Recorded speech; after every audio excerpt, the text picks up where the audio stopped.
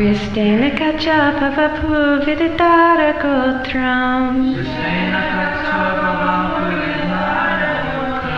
Nidrakshanotri parivrata vatakshana kandu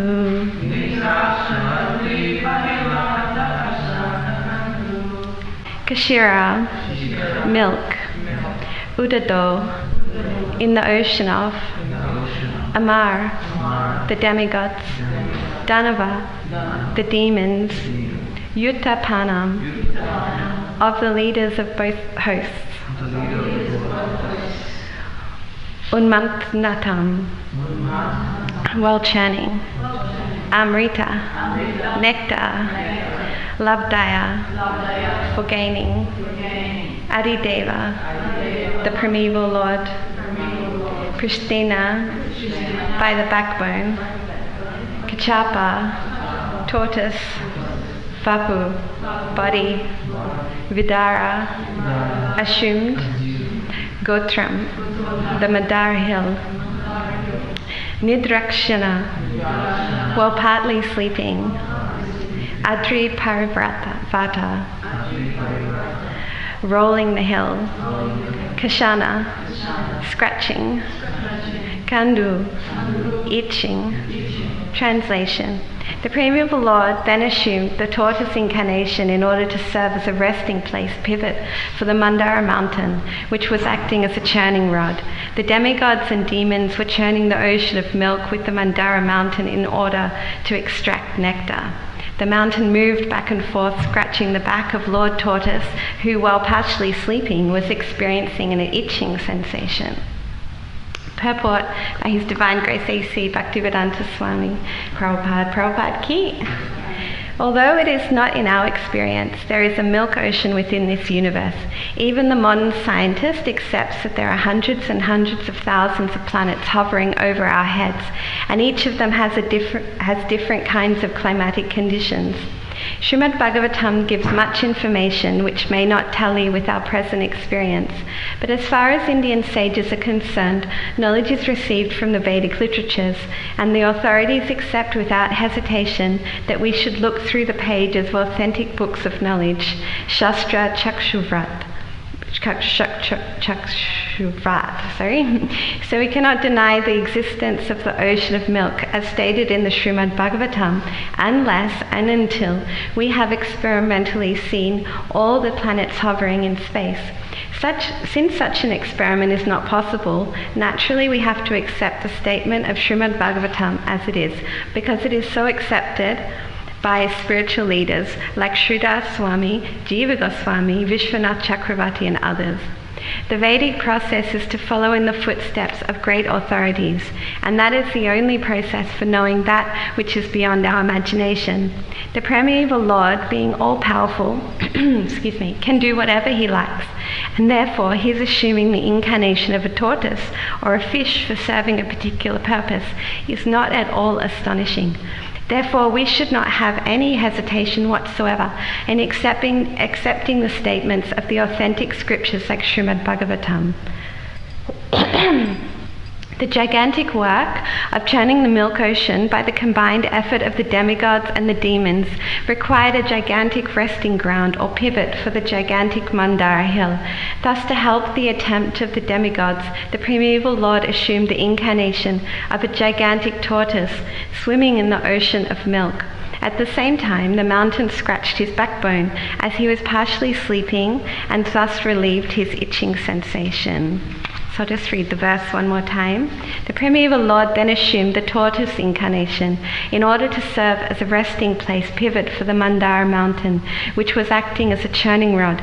The demigods and demons were churning the ocean of milk and with the Mandara mountain in order to extract nectar. The mountain moved back and forth, scratching the back of Lord Tortoise, who, while partially sleeping, was experiencing an itching sensation.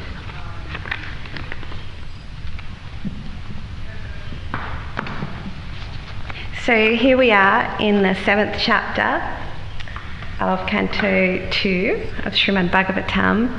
So chapter 6 we had about the Purushukta confirmed. Does anyone remember what the Purushukta was? What it is?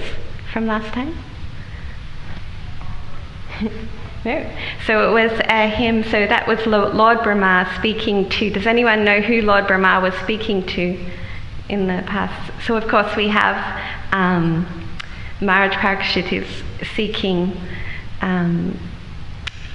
like he's asking Shukadev Goswami, and Shukadev Goswami is reciting Srimad Bhagavatam, but within that we have different speakers. So in the previous chapter we had Lord Brahma speaking to some, right, correct. And here also Lord Brahma is continuing to speak, and he's continuing to glorify the Lord. So the Purushukta is a glorification of the Lord that the demigods compose while they're standing on the ocean of milk, which is very pertinent to this verse as well, because it's also about the ocean of milk. And then in chapter 6, Lord Brahma is confirming these hymns. So basically confirming that Lord Vishnu is a wonderful, limitless Lord. So now we have Lord Brahma is talking about the scheduled incarnations of the Lord and the specific functions. So he's talking about how, he's glorifying the Lord in all his different aspects. So the Lord incarnates for different purposes and with different moods, and he enacts pastimes. And so this chapter is all about that. The following chapter, chapter 8, is going to be, has anyone read ahead? Does anyone know what the next chapter is going to be? Right, so then we return back to, we return back to King Parikshit, Maharaj Parikshit, speaking to Shukadev Goswami. So he's heard all these things about Krishna, and now he's saying, okay, now Shukadev Goswami, I want to know more. Tell me more about Krishna. I really would like to know more. This is so nectarian. Please tell me more. But right now, we're talking about the Lord's incarnation as a tortoise, so otherwise known as Koma.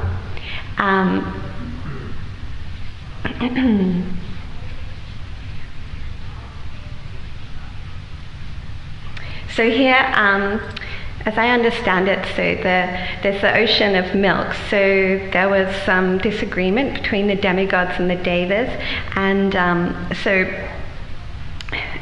Lord Vishnu, the demigods go to Lord Vishnu and plead for his assistance, and he instructs them to churn this milk ocean and to kind of almost in some kind of cooperation with the demons. So that together on one side, they're both on each side, and they're churning this milk ocean.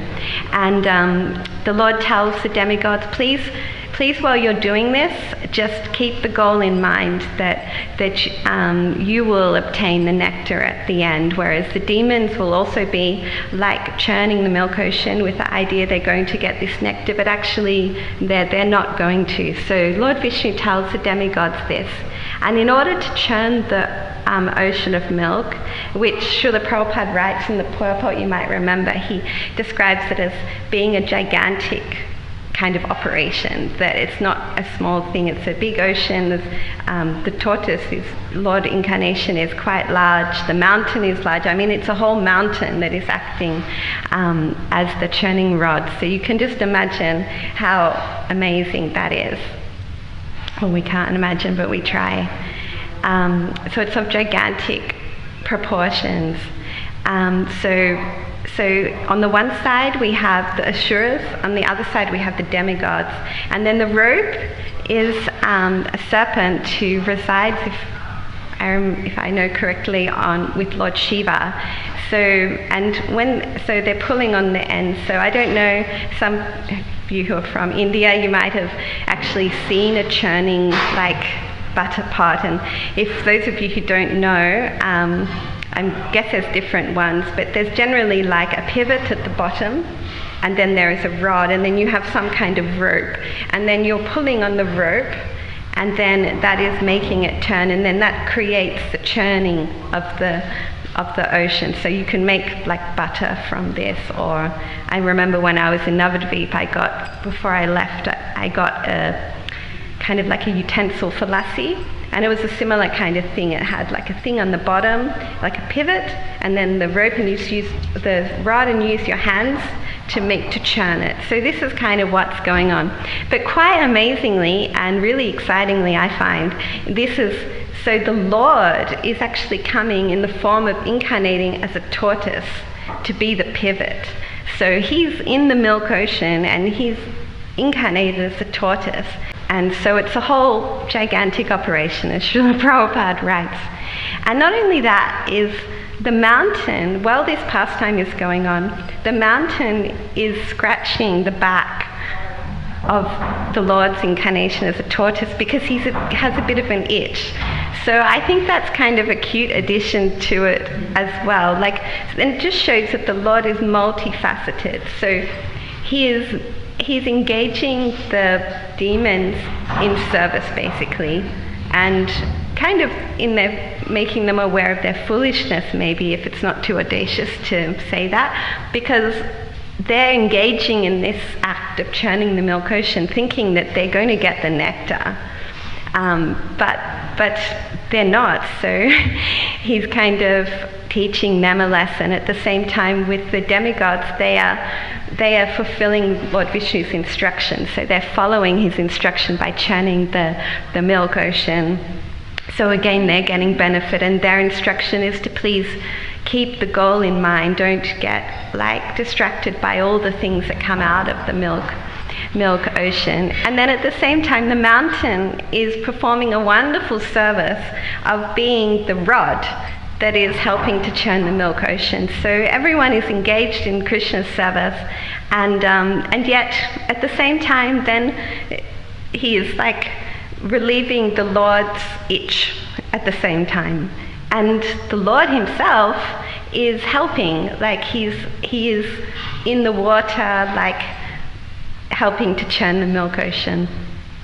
So we can kind of get a glimpse of the mercy, the causeless mercy of the Lord, and how much he loves his devotees, and how much he enacts his pastimes for many different reasons, for the benefit of those involved, but also for our benefit hearing these pastimes as well. That he will be like Arjuna's chariot driver. He knows the outcome of the whole battle of Kurukshetra, but he will be the chariot driver.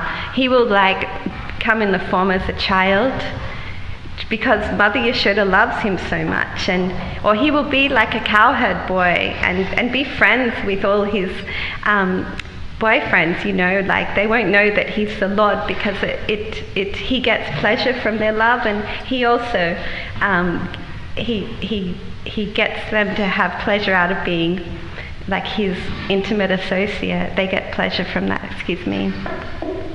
So I think that's quite amazing. And Srila Prabhupada talks in the purport, he makes the point that we cannot try to kind of understand the ocean of milk, or he doesn't really say that. He kind of says that those who kind of think that, it's just all some kind of myth or story. Ajita Prabhu was mentioning this as well, about the kind of frog mentality that, it's just kind of a story about a tortoise and an ocean and that kind of thing. Or someone might say, how could that really exist?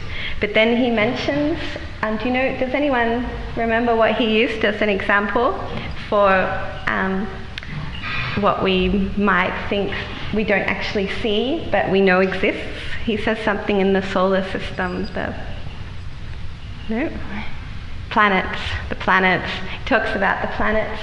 He says that we don't know that the planets exist, but as in we haven't physically been there in the solar system, but yet we all are mostly in agreement that yes, they exist. And he said, so we believe that, but yet we cannot believe that there is an ocean of milk, and that Lord comes in a tortoise form, And he says, so we learn through experience. So if we could experience seeing the planets, then we would, the kind of theory is, if we could, in a material sense, if we experience that, then we can know that the planets exist. But he also says, well, that's not possible. So how do we know that the planets exist? And so we know because well, because there's sources that say, and similarly he says that the Vedic literatures tell us, like it's an authorized source, so therefore we can be sure that there is an ocean of milk and these pastimes are being enacted and exist.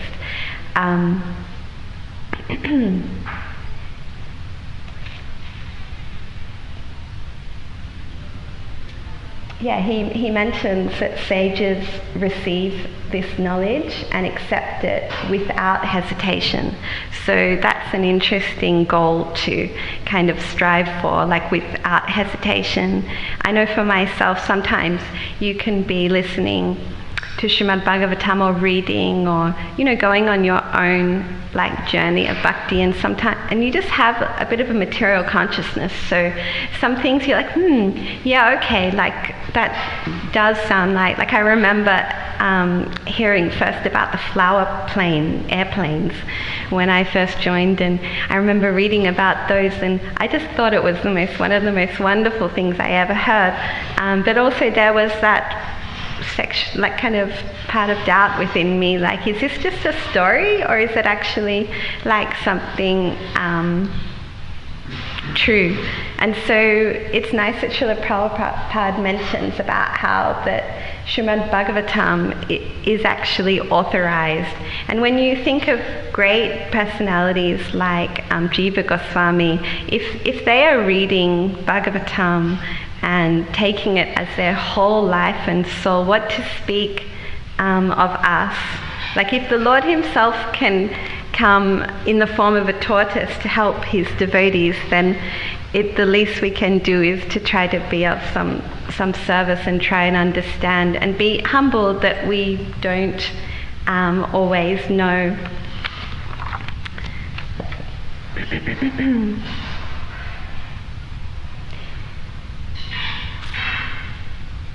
So with this churning of the milk ocean, there's also many things that come up from the churning of the milk ocean. So there's the nectar, but then many other things come out of it. And the first one that comes out is a Sarabi cow, and then the milk becomes clarified butter or ghee, which is specifically for the use of sacrifices. Then the second thing that comes out is a horse. Now the third thing that comes out is elephants, which is noted that they can go in any direction. This is all from the 8th canto of the Bhagavatam, chapter 8, the introduction. Then there is a Kustuba gem, which Lord Vishnu takes and he places it where? Does anyone know where the Kustuba gem? On his chest, yes. And then the 5th one is a Parijata flower. The 6 is the Apsaras, so the most beautiful women in the universe manifest. Then 7, Lakshmi manifests. Then 8, the Varuni, the goddess of drinking. And then 9, Dhanvantari, the partial incarnation of Lord Vishnu. So he's very beautiful and he's holding a jug containing nectar. And I imagine, correct me if I'm wrong, this is the nectar of immortality they're talking about. So before this happens, Lord Vishnu instructs the demigods, as I mentioned. So this is also 8th canto, 6th chapter, verse 22 to 23. All demigods cast into the ocean of milk all kinds of vegetables, grass, creepers, and drugs. Then with my help, making Mandara mountain the churning rod, and Vashuki the rope for churn the ocean of milk with undiverted attention. Thus the demons will be engaged in labor, but you, the demigods, will gain actual result, the nectar produced from the ocean.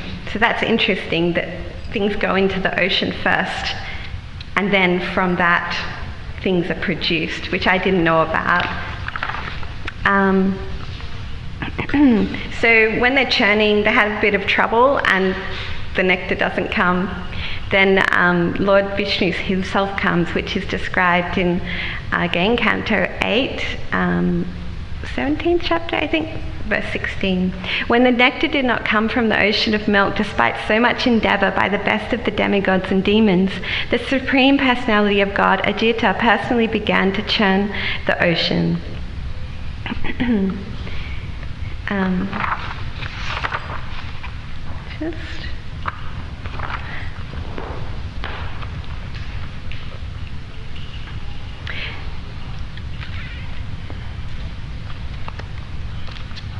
Yes, so the demigods are churning without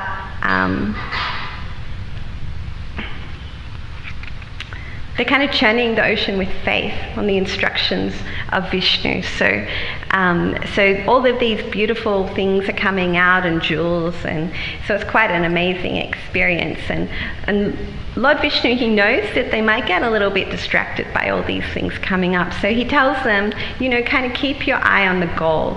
Like, the goal is the nectar, so don't get distracted. So I kind of thought about this, and I thought that that's a really good instruction for devotional life as well, because there are so many distractions along the way. Even if you are fully engaged in devotional service, sometimes even devotional life itself can be so opulent and wonderful that we can get a little distracted and forget what we're trying to do here.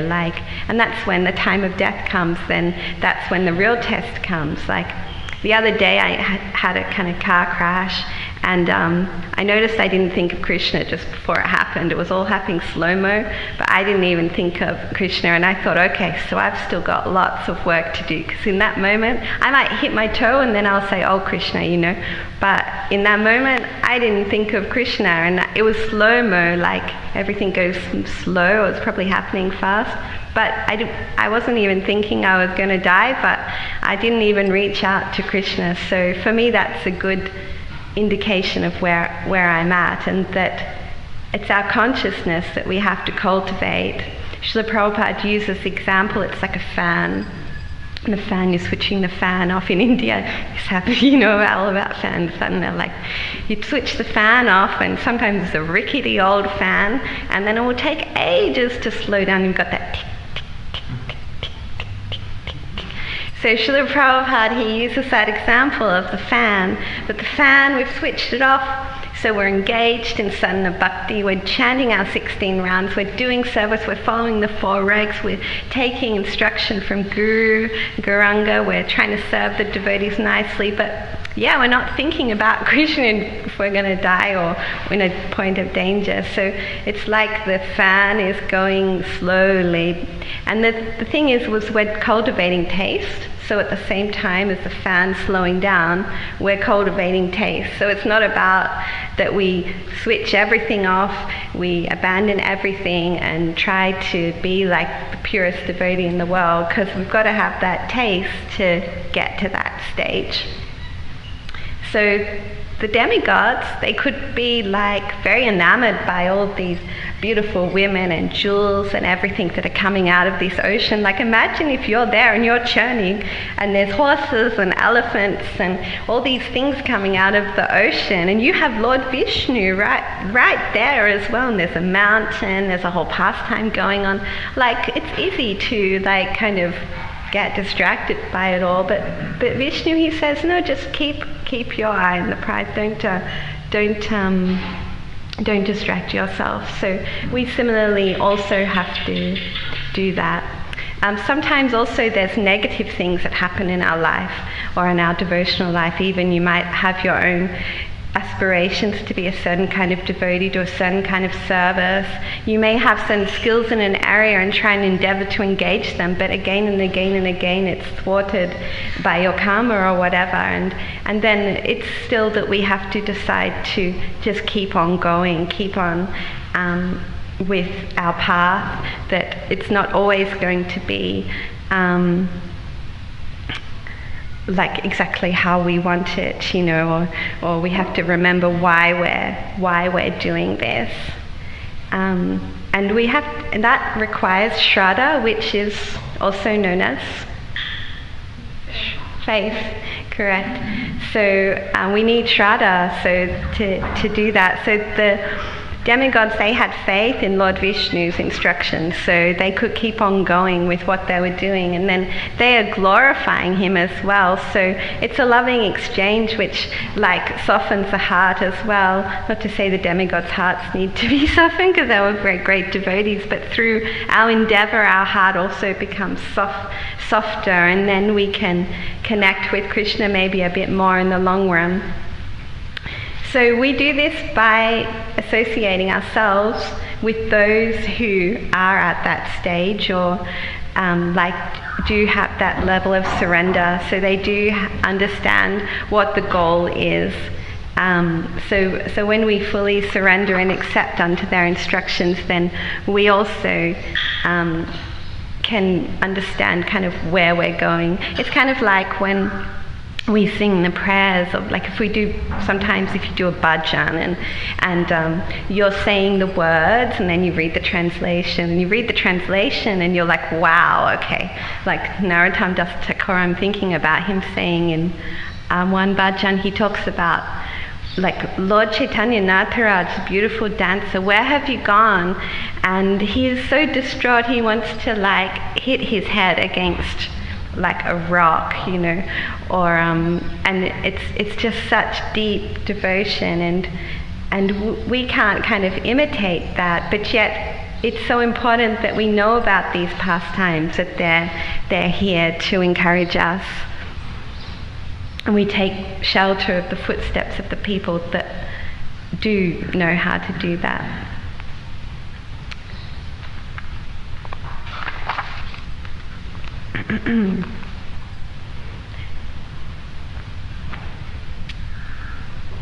So we have to desire to have the consciousness to serve, like we have to desire for that full consciousness to serve. I mean, if you look at Srimati Radharani, all she wants to do is to please Krishna. So if Srimati Radharani can do that, who's the greatest devotee of Krishna, then we also can do that. If the Lord himself is coming in the form of a tortoise to serve his devotees, then we can, and is in kind of getting pleasure from that, then we can also try and serve Krishna through his devotees. So by serving those with the highest caliber, whose whole goal in life is to serve Krishna, then we can begin to kind of understand. In the Shishashtakam, Lord Chaitanya, he says, "Oh Almighty Lord, I have no desire to accumulate wealth, nor do I desire beautiful women, nor do I want any number of followers. I only want your causeless devotional service birth after birth." So similarly, we avoid getting too caught up in being a Brahmana, a Vaishya, a Shudra, or even the Varnashram system, even though they all serve their purpose. Or being a grihastha, or a sannyasi, or a brahmachari, even though we follow this, but the underlying principle is that we are all servants. Hence, every day when we worship the deities, we pray and we say that we are a servant of the servant and the servant of the gopis of Vrindavan. It's from Chaitanya Charitamrita Madhya Lila. I'm not a Brahmana, I'm not a Kshatriya, I'm not a Vaishya or a Shudra, nor am I a brahmachari, a householder, a vanaprastha, or a sannyasi. I identify myself only as the servant of the lotus feet of Lord Shri Krishna, the maintainer of the gopis. He's like an ocean of nectar, and he is the cause of universal transcendental bliss. So although these structures are there, it's actually, that's the base. We are servants. Like the guru is a servant of his guru, and it's a line in parampara, and we are the servant of guru, so we are connected to that parampara. When we're dressing the deity or cooking for the deity, or one of the things you do is you worship the guru first, and you present yourself as the instrument of your guru worshipping the Lord. So it's not like we are like, oh, I'm dressing the deity, I'm doing arti. It's like we are in a parampara. And why is that so? Because, like Srila Prabhupada writes in the purport, we are connected to an authorized source. So it's the same thing. And it's not so dry, like it's actually a loving exchange to serve someone. Like it's a loving exchange to serve Krishna, to serve Guru.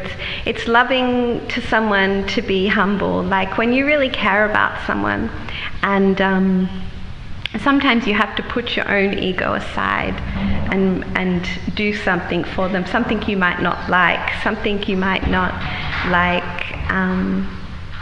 it might not come readily to you, but you know that when you do it, that person will be pleased, or you're helping them. And it's even greater if you do it without them knowing, like if you can somehow be like delicate about it, because that takes the ego principle out of it. I'm just thinking of Narottam Das Thakur again, that he would go to clean the toilet of his spiritual master in the night, and his guru didn't know about it, that that's what he was doing, and he would like, I think if I remember correctly, he used to have to cross a river, and it was like a whole operation to do it, and he knew that his guru, if I remember correctly, would be annoyed at him for doing it also, like, why are you doing this? Because his guru was so humble, but still he would do it. And it's that kind, and he was in like ecstasy doing it. I know of one senior devotee actually who told me, and I was very shocked,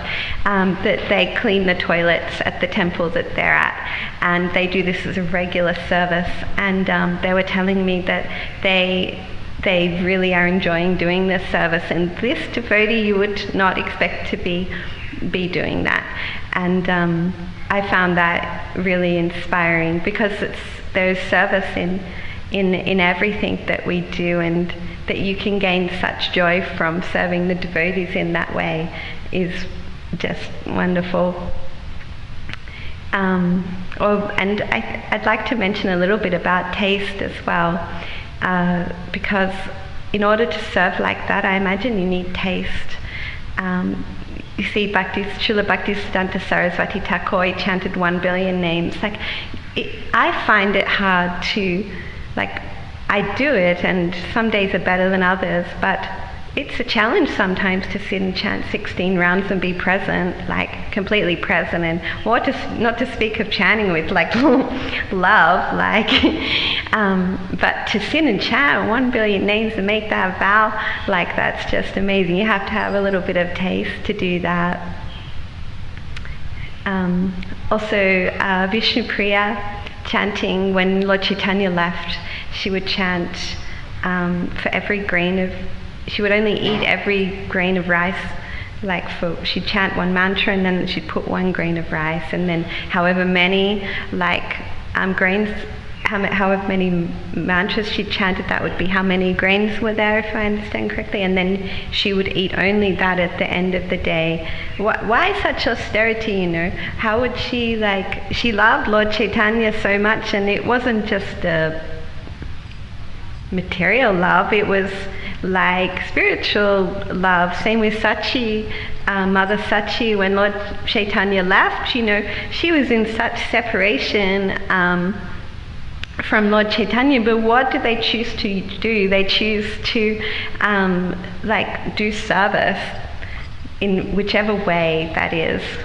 Haridas Thakur also went through a lot of austerity, facing a lot of adversity in his community, and even not being able to be always welcomed in the society of current Vaishnavas. So he would chant and see the chakra on top of the temple and just gain such joy from doing that. So I guess my point is that sometimes austerities come. Their austerities of these great devotees are a little different from our austerities, or I speak for myself, but still you look at their example, and even the demigods, you know, here they are struggling with the demons, and they're saying, Lord Vishnu, please help us. And he says, okay, I will help you, but first you do like this for me.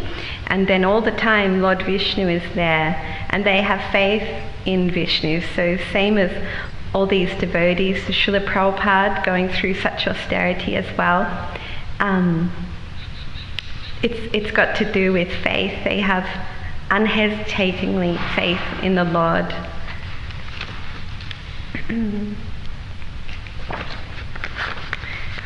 And it's also about loving exchanges. So this is actually a loving exchange between all the devotees and the demons. Like, even in his love for the demons, the Lord is engaging them in service.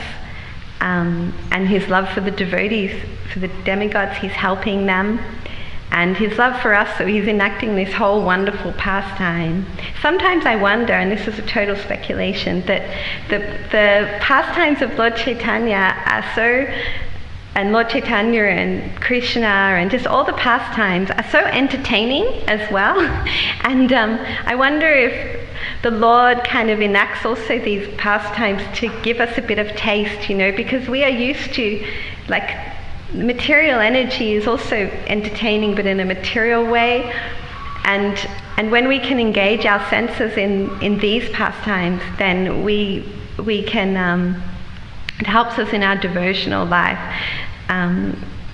So I also find it amazingly entertaining, like to think about that there's like a flower airplane, that Kadamba Muni is flying around on. It's just like amazing. On Narada Muni, that he can go through all the different universes, like go wherever he wants to, and can at any time. Or this milk ocean is churning out apsaras and elephants, and the Lord can come as a fish, as a tortoise, as many, or the little cowherd boy. It's totally amazing. So I personally find that very enlivening. So yes, I guess the conclusion is to keep our eye on the prize and to have a little bit of faith and have faith in our authorities. Like, have faith in those that are teaching us, in Shiksha, Diksha, Srila Prabhupada, Srimad Bhagavatam, like also our experiences. What is Krishna trying to teach us when something doesn't work, or when we make a mistake, or if something does work? It's much harder to actually meditate on that when something is working, because then the pride comes in. It's like, oh, this is going really good. I think Krishna must be blessing me right now. But when something's not going so well, then it's a bit like, oh, Krishna, like, what's going on here? Why are you doing this to me?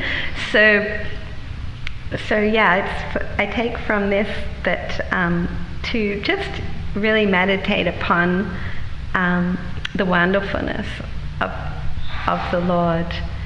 And it says also, just one last note, that the Lord in his tortoise incarnation was partially sleeping, so that's also quite amazing. The Lord is helping, he's doing this amazing pastime, but yet he's kind of sleeping as well, which is a little bit like a tortoise, because they do a lot of meditation.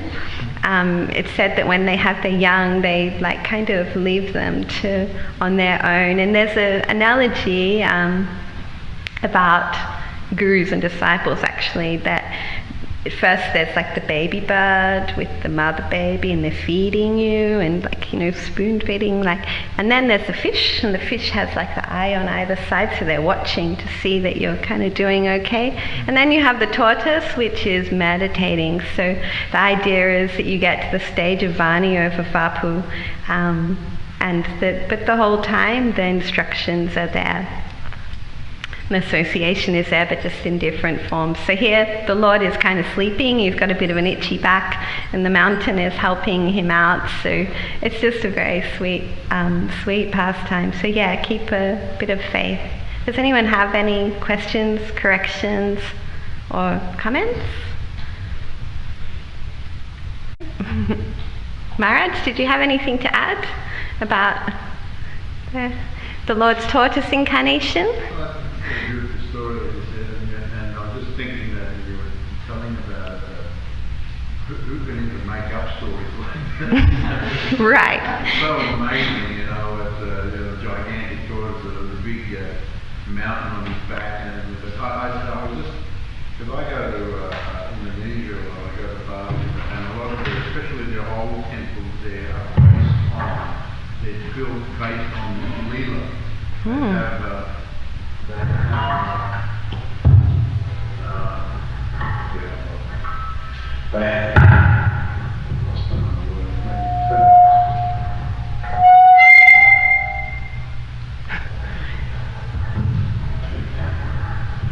have they have the Lord Kurma there, and some of them you actually see that sculptured in the base of the temple is that Lord Korma. You see his face coming out the front. Wow. And the shell, and then on the shell is the temple that goes up, and that represents Mount Mandara, and on top is a form of the Lord of Heaven. He's a Jeep that sits on the top. Mm. So many, especially the older temples there, they're built in that way. And when you visit them, you can see the whole Leela, and they have all sorts of depictions of the demigods on one side, the Asuras on the other side, and the Suki, and they're churning like that. So it's a very well-known story over there. Huh. And, Wow. Very beautiful story. Yeah, wonderful. Thank you. Just also, I know most of you would know that if you travel through the Bangkok airport, also there, the whole pastime is in the main area of the airport, in like a mega size. Which means that even in Thailand they're aware of this pastime of the Lord. And it's a massive, anyone seen it?